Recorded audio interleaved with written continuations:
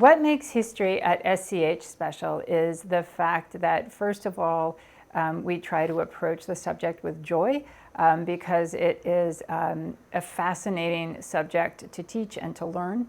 And we do that by trying to approach history from multiple perspectives. So for each event that we look at, we make sure the kids really think of it from multiple perspectives, who might be involved, multiple points of view, and to really start to think in a way that connects with who they are as people. So one example of the multiple perspectives is in 10th grade Honors World History. What I actually just taught today is when the European colonization of the New World starts.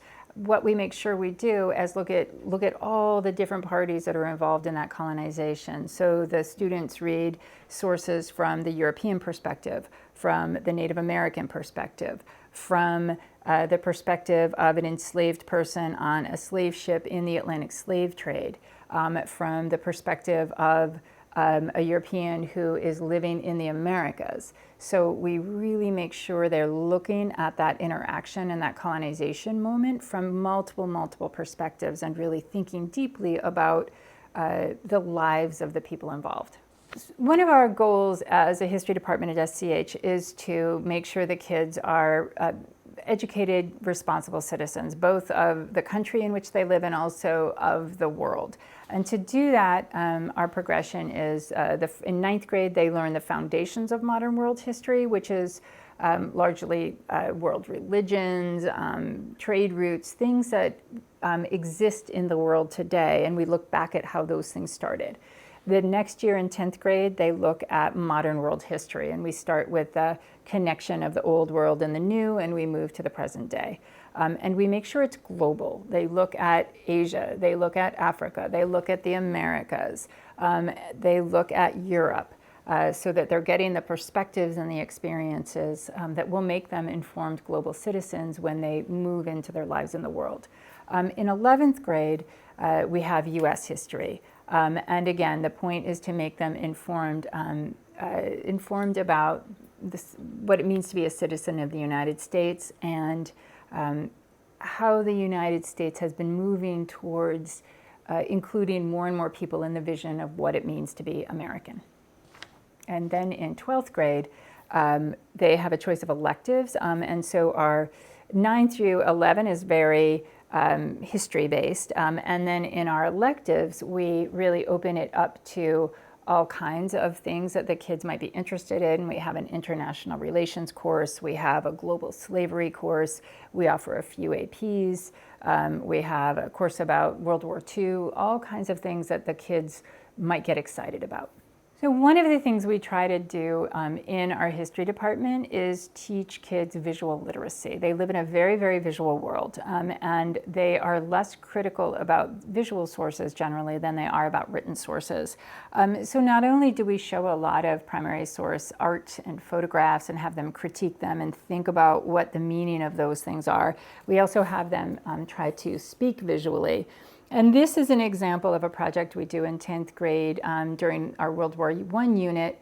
It's about World War I technology, and then the visual is about how that technology changes over time from its use in World War I to its use today. And so this is something drawn by somebody who's a fabulous artist about U-boats and how U-boats were used in World War I to sink individual ships, and then how today they can destroy entire cities. So one of the things we do in the SCH History Department is really try to take advantage of the richness of our location. Just down the street from us in the Wissahickon, there are the foundations of old mills from the Industrial Revolution, and students can take field trips really just right out our front door down into that area and learn about the history of industrialization in America. Really just down the street again, there are locations where slave-holding families lived and worked, and enslaved people lived and worked. And we take students on field trips to those locations to see what conditions people were living in. And then as part of that same field trip, we take students to the houses of abolitionists, people who are really involved in trying to abolish the slave trade. We also really work hard to have students create their own experiences and have actionable items as part of a class. For instance, as part of an AP Government class, every student had to create an action. Some students participated in voter registration drives. Some students participated in poll watching. And one student created a panel series of speakers and invited the community and had a series of politically important people from the area speak as a community event. So we're really interested not only in creating, not only having the students create things, but create things that are part of a community and that interact with their community.